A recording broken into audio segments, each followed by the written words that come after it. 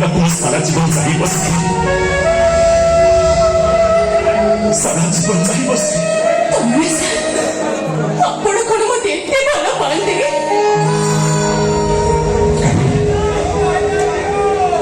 ତମେ କଣ ମତେ ଭଲ ପାଉନି?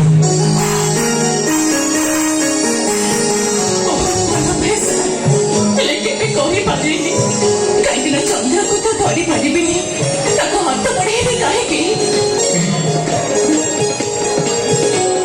ମୁଁ ବି ଠିକ ସେମିତି ଆମ ଭଲ ପାଇବା ସେମିତି ଚନ୍ଦ୍ର କହି ଯେମିତି ଜଣେ ଆକାଶର ନକ୍ଷତ୍ର ଆଉ ଜଣେ ବନର ମୟୂରୀ ସେମିତି ମୟୂରୀ ଚାହିଁ ବସିଥିବ।